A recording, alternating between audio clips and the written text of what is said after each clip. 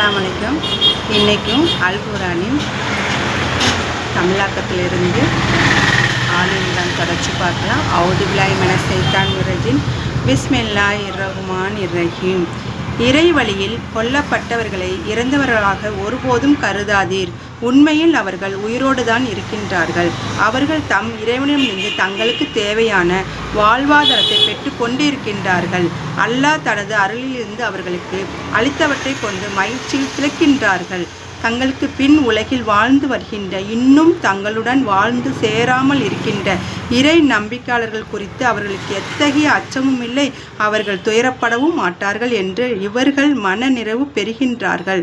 அல்லாஹ் அளித்த கொடையினாலும் அருளினாலும் அவர்கள் அகமகிழ்வுடன் இருக்கின்றார்கள். இறை நம்பிக்கை கொண்டோரின் நற்கூலி வீணாகி விடுவதே இல்லை என்பதை அவர்களுக்கு தெரிந்து விட்டிருக்கிறது.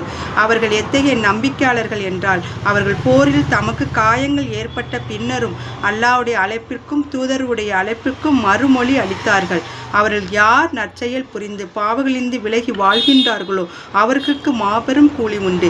உங்களுக்கு எதிராக பகைவர்கள் பெரும் படையாக திரண்டி கொண்டிருக்கிறார்கள் என அவர்களுக்கு அஞ்சுங்கள் என்று மக்கள் அவர்களிடம் கூறினார்கள்.